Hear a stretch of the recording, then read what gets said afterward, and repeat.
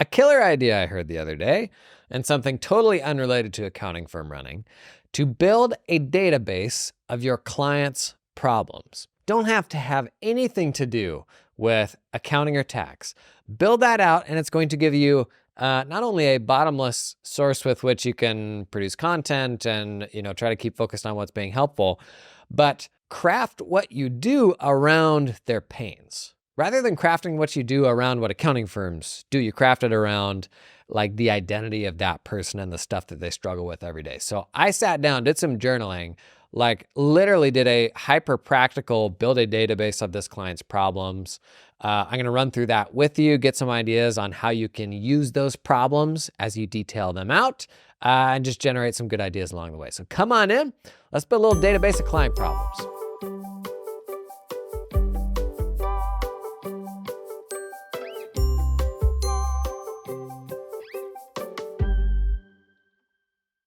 Mitchell Baldridge framed this really well when we talked with him a few weeks back. His framing is that your client always needs to be the hero of the story.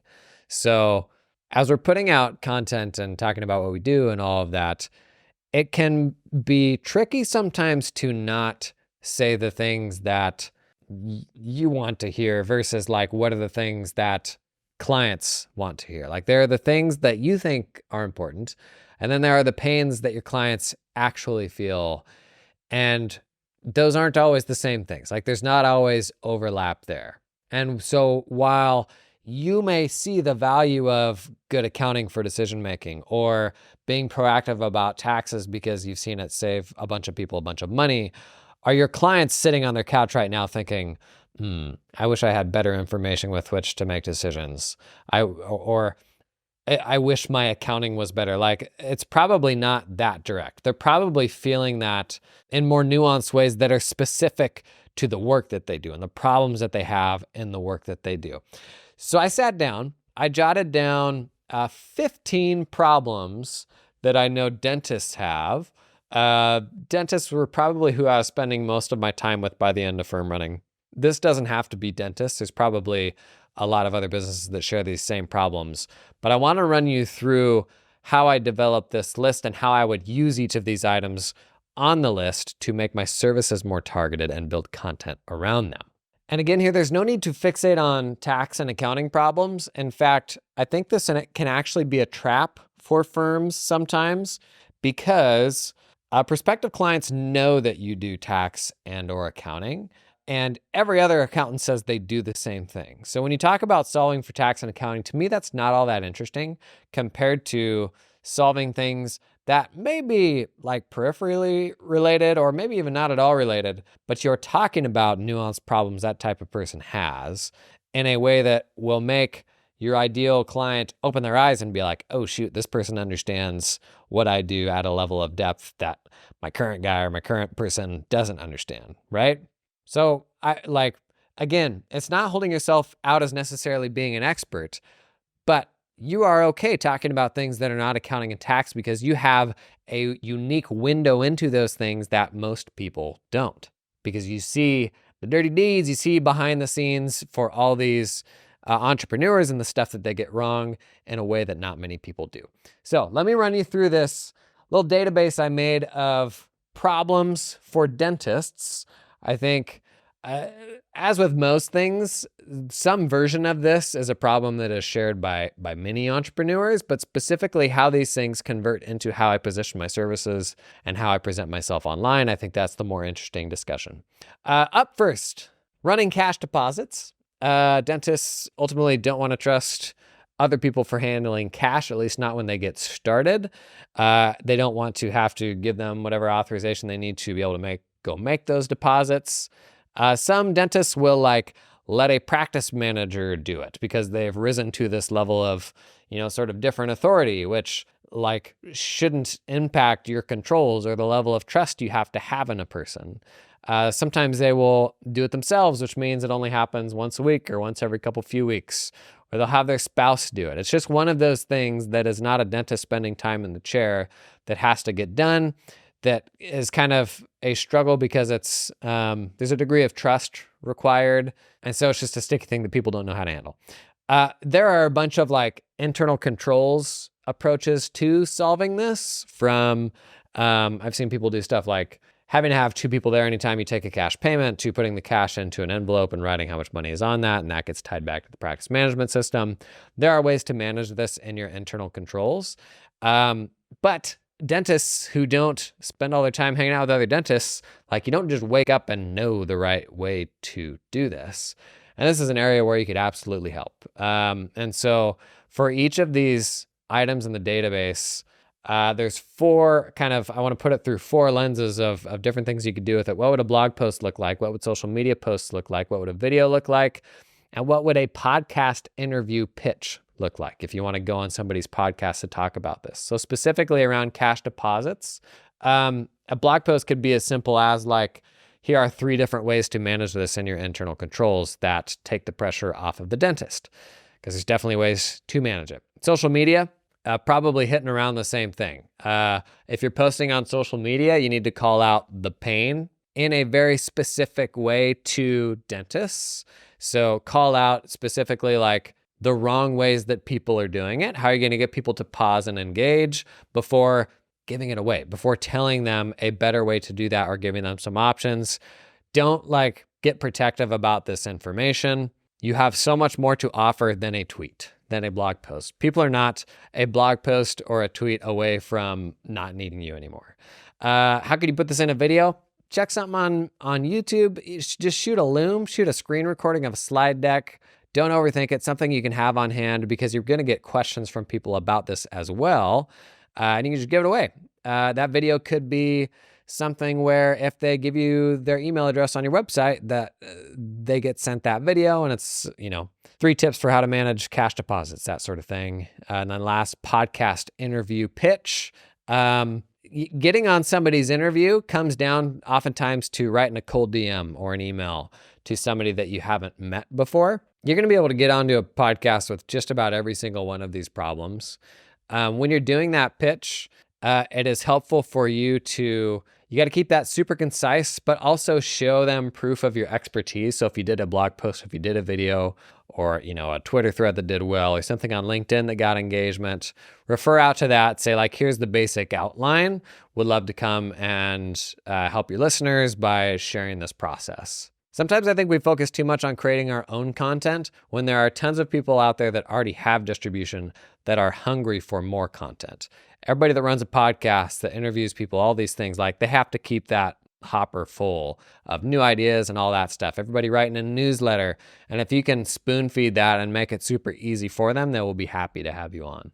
Second problem in the database here, one I've talked about before, how to tie out deposits to what comes through the bank. I've talked about this one quite a bit, but basically in dental clinics, because you don't want to trust a staff person to get access to bank statements and all of that, how do you make sure that the cash deposits that get posted to the practice management system match what comes through the bank?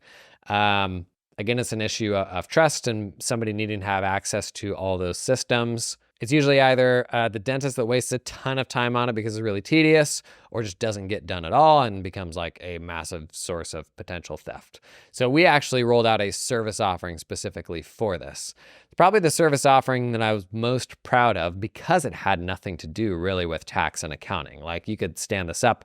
We did the whole reconciliation, not even in the accounting system, and they got a little monthly report proving out that all that stuff matches up at the end of each month. And it was a problem super specific to what they did. That was something that I didn't know any other tax or accounting firm was doing. And I could, build content. I could talk about it on podcasts, exactly what our process was. And we built some custom automation stuff to make it faster. But I could literally show people, here is the right way to do it.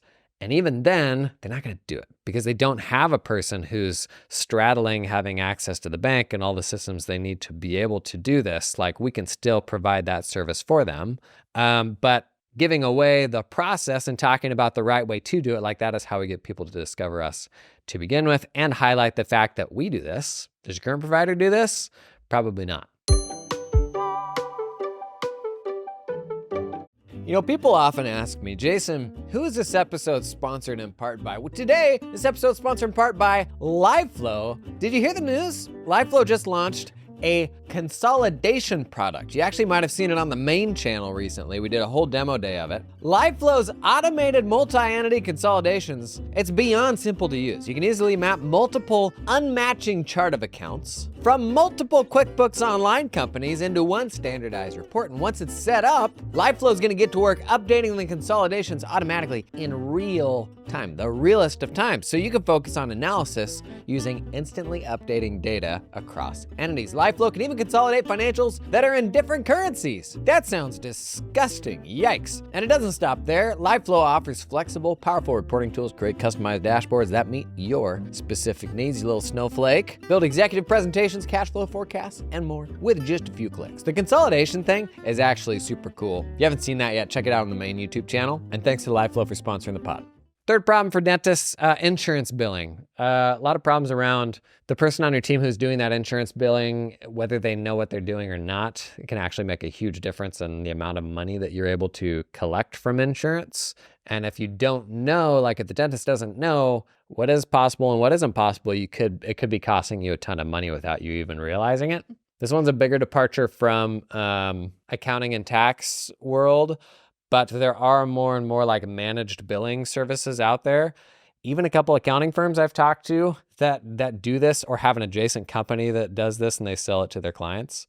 There could be a partnership there that makes sense. But even if you just have had clients who have gone through a journey of getting it wrong before getting it right, documenting those stories and sharing those stories to other people, that's really valuable. Again, it doesn't have to be you that all the insights are coming from. If you are the mouthpiece for those insights, people attribute that value back to you. And that's a totally legitimate way to help people. That is what I do. All the things I don't come up with are not my own novel ideas. I'm regurgitating stuff that I'm learning from my favorite firm owners out there in the conversations I have each week. Number 4, hiring office managers. Really hard to find people who will do quote unquote that role of office manager, but as we went deeper and deeper into supporting clinics, we found there was actually a ton of the responsibilities that would normally fall on an office manager that we could help them with. So if you carve up all the responsibilities that go into that job description, we built processes for doing a lot of those things really well. I try to not, be all that protective about process. It's something I can put out there in front of people. And I do not think that's going to eliminate the need for people to come and hire me to do that process. But if we have a good understanding of 50% of what an office manager's responsibilities generally are, then show them how to get the clinic set up on ramp or manage, your KPIs or whatever those responsibilities would be. Make that as easy as possible for them. And that could even be like a boot camp for your practice manager or a boot camp for somebody you want to promote to practice manager to show them how to do these things in a way that's really helpful. And you may still be doing some of this stuff for clinics yourself, but it doesn't mean you still can't give away the playbook. Number 5, uncertainty around leases. So a dental clinic moves into a space and they have to do a whole ton of custom build out stuff for wiring and plumbing for the chairs. And there's a lot of tenant improvements that go into that, but you still don't own the space. So you've got risk around what if that person doesn't want to renew your lease and you just dumped all that money into TI and it's just going to go down the drain. For most dentists, if they just want to keep running their solo practice and that's kind of the journey they want to stay on, at a certain point, it usually makes sense for them to buy their own building and do their own build out. Generally, they're going to be doing that long term at that point. So cost segregation study makes sense. You eliminate the uncertainty of the lease, get a whole bunch of tax write-offs. And there were a lot of cost segregation groups that were selling to dentists, here's how to eliminate your tax liability for the next 3 years. And they can come off a little skeevy because obviously they're trying to sell cost segregation studies as opposed to you, who's a tax expert or an accounting expert, advisor to dentists. You can come in and tell people, here's where it makes sense. Here's where it doesn't make sense. Put that together in a blog post or white paper or go on a podcast talking about it. Your expertise straddles a bunch of different domains in a pretty unique way where you understand how those things work, but you're not the one selling cost segregation studies. You're not the one who's going to be biased by that being even your business. So it makes you a great advisor and a killer interview for podcasts, that sort of thing. Number 6, the amount that insurance companies are paying to dentists for services are going down. Ultimately, they don't have control over what an insurance company will pay them for doing a certain type of service. And so this creates a lot of anxiety around insurance companies putting the screws to providers and not paying them maybe as much as they used to, or other costs going up for a provider, but the amount that insurance is paying for those services is not going up. And so a lot of dentists right now are transitioning to fee for service, or that is people just paying cash for treatments. And so there's a whole kind of wave in dental right now where you have clinics rolling up into larger groups. And that's a whole nother thing that you could build content around, is whether or not that's a good idea. But also like the transition to fee for service and to subscription dental. So rather than telling somebody to go out and get a dental plan, like literally just get on a subscription with my dental clinic, everything's fee for service, no insurance. And there's some people building some super profitable dental clinics that way. Far enough removed from accounting or tax where I don't know I would, unless I had guided a number of people through this, I don't know that I would go out there myself and say that I'm an expert on this, but I certainly have a bunch of clients who have done it, who can share their stories. And if I can be the mouthpiece for that and give those people a platform to share their stories, that's really valuable. And ultimately, you're then attracting like-minded folks to you because you're the mouthpiece. Number 7 item in my database here, associates. That is hiring third-party docs to come in and do dental work in your clinic. All the associates want to be contractors, so they can write off all sorts of stuff, when they should probably be employees. So worker classification here in the US, a pretty sticky thing right now. Reality is associates are coming into your clinic. They're using your tools on the schedule that you're like outlining for them. They should probably be employees, but all the associates want to be contractors because then they can write off more stuff than they would otherwise if they were an employee. And putting together a resource that is like, here are the rules, here's a decision tree. Are they going to be an employee or not? Here are different ways that you can set up the engagement to where it could be okay for them to be a contractor, even though that's probably not how you're doing it right now. Like, here's an alternative way of engaging these people where they could be a contractor. Putting together information for the folks who don't want to go employee, outlining some of the upsides of going employee and why it's maybe not as bad as you think it is. That's a really common talking point. Every time a doc pulls in some other doc to do dental work for them, there's this big fist fight over contractor versus employee. It is a super contentious thing that you can build some really helpful content around.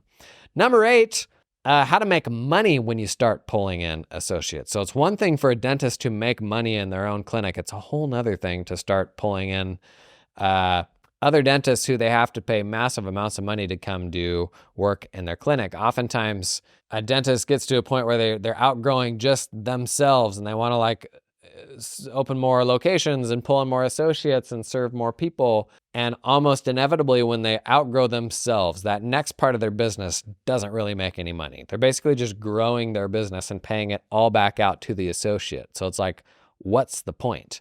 You may have a 50% margin with you doing all of your own work, but when you're paying half of what you're making out to the associate, like, why make your business bigger just to make these other people money? And it's what pretty much every dentist does when they grow beyond a certain point. And so if you work with, non-dentists, whoever it is, everybody kind of has this sort of path that they go down that is the agreed upon path of what success looks like within that domain.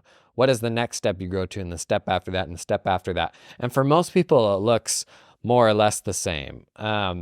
I've mentioned a couple times The Pathless Path, a really good book, talks a lot about the default path and how most of us settle into the default path that is what our circumstances tell us success looks like. So if you go to a Big Four firm, maybe that's, hitting senior and manager and partner eventually. And like, that is the default path because that environment tells you that's what success looks like.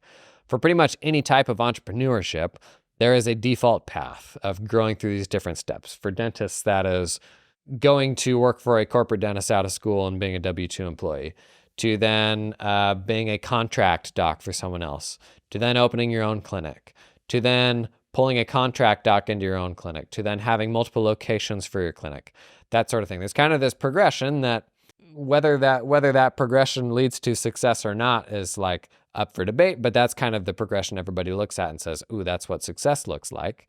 And so for each of those thresholds that your type of entrepreneur crosses, what are the traps? Because we see people get the exact same things wrong over and over again, right? And if you've got somebody or people that are coming into that next threshold or considering whether passing that threshold is for them or not, you've got much greater transparency than any of those people do to see into the reality of what's on the other side of that. Simply sharing the things that you already know, tremendously helpful for people. I'm thinking about this a lot. The notion and some of the upcoming podcast episodes are focused on this sort of managing of information. You have the information in your head right now with which to write a book, like with which to write an infinite number of social media posts and blog posts and all that stuff. Because you sit there and you answer questions all day and you deal with these people all day long. You have a tremendous amount of information up in your noggin. What is the best way to get that out in a scalable way to people? Because it's all up there, right? The problem is it's not in the right format. There's more than enough information in your head to put a book out about everything you know about the niche that you work with. The problem is the format. It's not out in a book form, right? So how do we document this stuff in a better way so that we can use tools to then get that knowledge into a better format? I've been thinking about that a lot lately, especially as AI tools, I think, are kind of unlocking the repurposing of information that we have documented. And the problem for a lot of us right now is we haven't documented that stuff. We just know it. And the only time that information ever gets loose from our brain is in one-on-one conversations with people who have already engaged you, which is the lowest leverage possible way to use that information, right? This episode is sponsored in part by Cloud Accountant Staffing. Y'all know I'm a big advocate of hiring offshore. One of the biggest changes I made in my firm, we transitioned a legacy firm from 100% onshore local hiring to 100% distributed US and then 100% distributed globally hiring. And honestly is the best thing we did. It virtually alleviated all of our hiring pains, completely changed how we thought about staffing projects and the type of work that we wanted to bring on. Because you know what? The folks we hired offshore, really freaking good. A lot of misconceptions around the type of people that you hire offshore because your enterprises will oftentimes use offshore folks for like menial work. Absolutely not the case. There are tens of thousands of people working for Big Four accounting firms, offshore outside the US. You can get folks that can do anything from tax to junior level stuff to super senior level stuff. But try to do that yourself, figure it all out yourself. That's gonna be hard, it's gonna be scary. Really good place to start. Cloud Accountant Staffing, they will hold your hand through that process. Their story is super simple. An accounting firm in the US hired a bunch of people in the Philippines, fell in love with them, but didn't fall in love with the fees they were having to pay to the staffing companies that were managing these employees. So they built their own solution, and now they're starting to pull other accountants in. I'd encourage you, a big tipping point for me was when I was like, I'm gonna stop being opinionated on this and just try to learn. And so I talked with other practitioners, I talked with some of the vendors that would like help you get into offshoring. That really opened things up for me. So if you've been on the fence, I'd encourage you to at least learn about it. If you start heading down that path, consider Cloud Accountant Staffing. Problem number 9, getting the bills paid. It's just the last thing in the world that most dentists want to do. They don't want to trust someone else to sign checks or, whatever old-timey way they're using of paying things. Obviously, there's lots of great, better bill pay solutions there. Number 10, managing cash flow around pay cycles. Just like every other small business, a lot of docs struggle with managing short-term cash flow, knowing when the credit card payment's coming out and the big monthly supply bill and maybe the big monthly lab fees, where that lands in relation to like the payroll twice a month. This is something we helped a ton of people with, short-term cash flow, because for whatever reason, people like to run cash as tight as possible, and it makes it exponentially harder to manage just because they won't leave 50 grand in the account. And we built some tools for managing short-term cash flow that honestly we could have just given away and said, hey, here's a one-pager, a Google Sheet, a spreadsheet, whatever, that you can use as a template. Do this every single week for planning out cash. Are they going to do it? Probably not. Maybe they'll pull a member of their team in to do it. but it's still super valuable. It's still the sort of thing you go on a podcast and talk about. Like it's still a killer giveaway that somebody would happily trade their email address to get that template back from you. Number 11, payroll and benefits confusion. Just as is the case for every small business owner, payroll and benefits are just the last thing in the world they want to fuss with. Number 12, hiring your spouse. So it's interesting.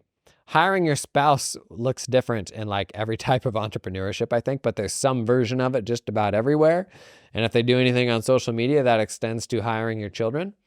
And so there's a real, almost like people want to find a way to hire their spouse, like, and maybe it's because they hear about their colleagues doing it in ways that aren't that great. But something that I think is helpful is within your domain, what is like, can you write a legitimate job description for things that your spouse could come in and do so that you can pay them, so that you can make contributions to their 401k, that sort of thing. That's usually the main upside in the case of dentists.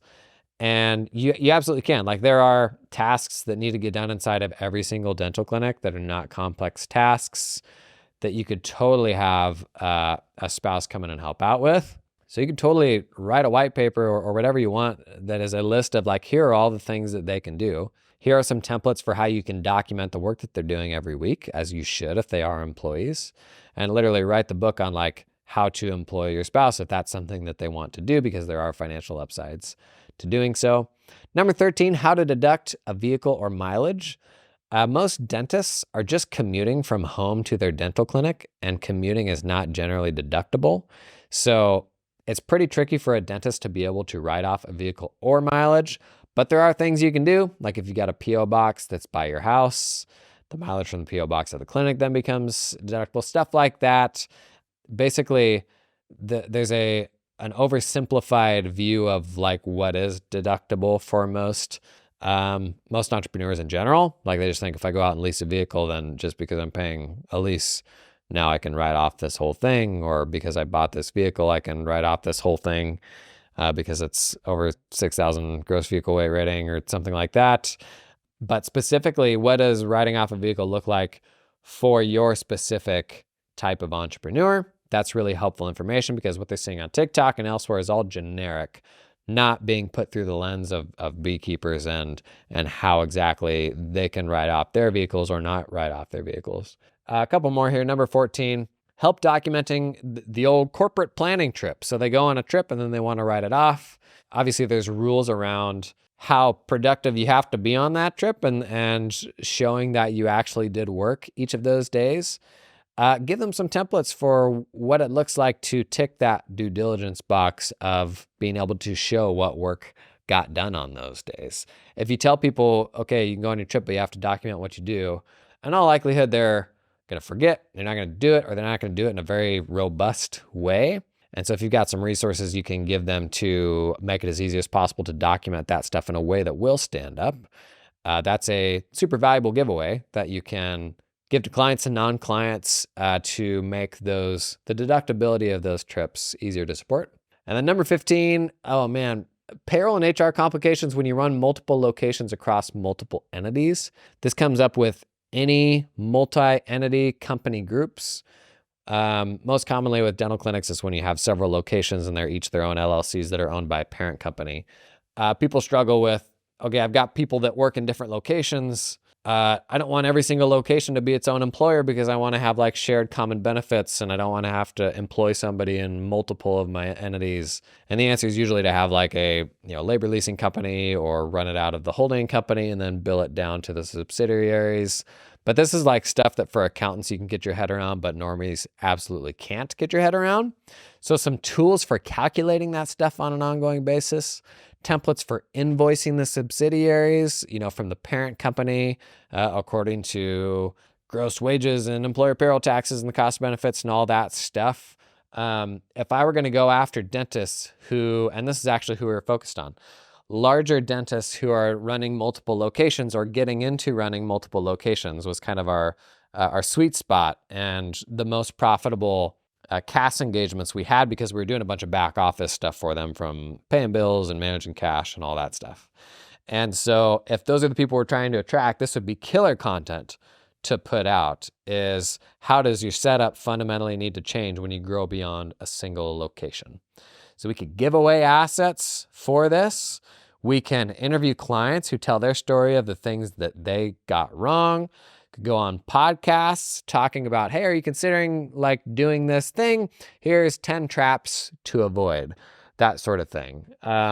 Oftentimes when we're thinking about like who is that ideal client, we will go to an industry like beekeepers. And in most cases, that's probably not specific enough. For that industry, what are the tipping points where you see people get stuff wrong a lot? And it's usually when you're crossing those thresholds into kind of a new paradigm of what it looks like to be in that profession. Like we talked about, opening up your first clinic for the first time and then going to multiple clinics. Like for each of those milestones, those sort of new thresholds they're crossing into, those are great places to build a bunch of content around to catch folks as they are going through that process. Because that's the sort of thing that's going to stop them in their tracks and be like, oh my gosh, this is me. I'm in this particular spot right now. It's what keeps me up at night.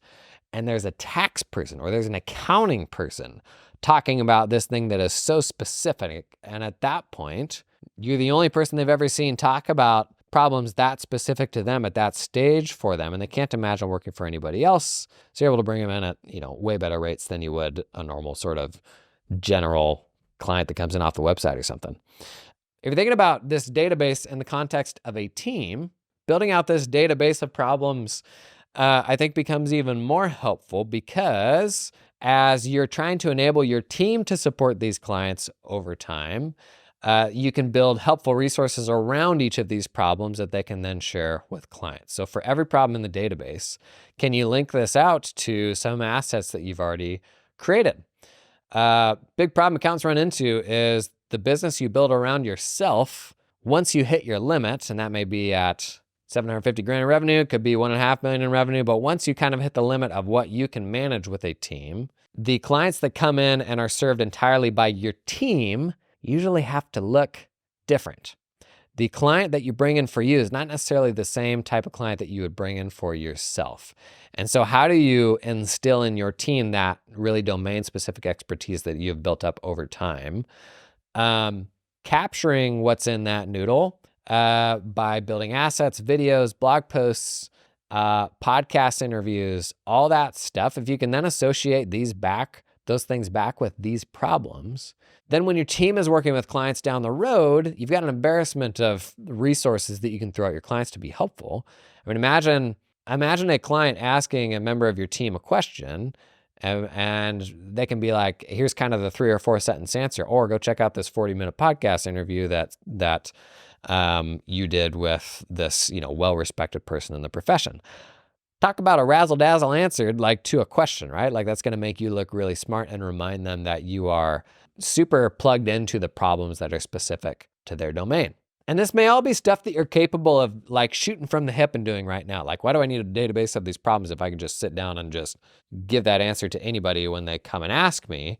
That's also the problem, is the fact that right now people can only get that expertise from you in one-on-one ways. So we need to start thinking about how we document our domain expertise in a way that's going to be accessible to your team and in a way that enables building assets around it that people can consume while you sleep, so that your expertise is not only going out there when you're sitting there across, a Zoom or a table talking with somebody, right? I first saw this from Jay Klaus.